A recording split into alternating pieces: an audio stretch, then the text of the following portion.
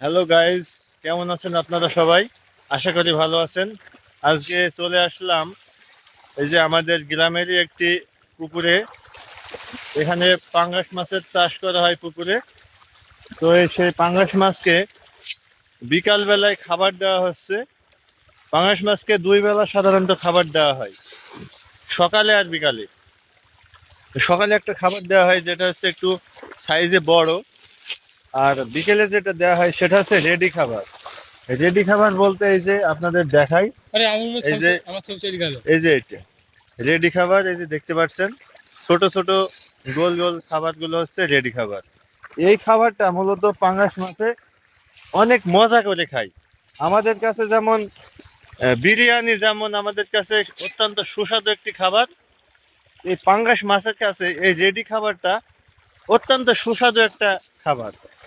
তাই দেখুন এই যে কি পরিমাণে পাঙ্গাস মাছ এই পুকুরে, আর মাছগুলো কি মজা করে খাবারগুলো খাচ্ছে। এই যে আমি দিব আপনাদের, দেখুন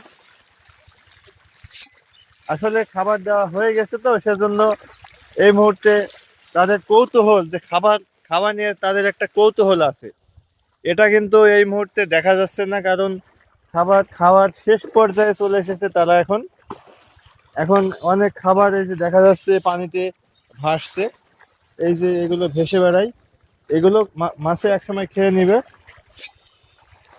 সন্ধ্যা হয়ে যাচ্ছে তো সেজন্য আর কি ভালো দেখা যাচ্ছে না। তো এরপরে চেষ্টা করবো আমরা আরো একটু দিন থাকতে থাকতে ভিডিওটি করার, যাতে আপনাদেরকে পুরো দৃশ্যটি কেমন হয় সেগুলো দেখাতে পারি।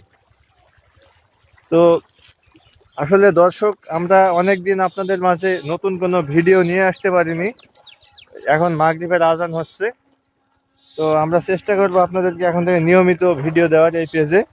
এই যে আমাদের এই পুকুরের যে পরিবেশ সেটা একটু চলুন আপনাদেরকে দেখানো যাক পরিবেশটা। এই যে এই সামনে দেখতে পাচ্ছেন, এই সাইডে আমাদের গ্রামের বাড়ি ঘর আছে। ওই সামনে আমাদের বাড়ি, বাড়ির পিছনেই এটা হচ্ছে মাঠ। এই মাঠটাকে আমরা হচ্ছে ড্যাঙা মাঠ বলি, মানে ওপর মাঠ।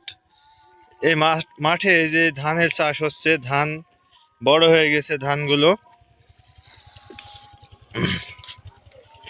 আর এই যে এই পাশটাতেই পুকুর, এই যে এখানে আছে পুকুর, ওই যে সামনে এখানে মোট 4টি পুকুর আছে।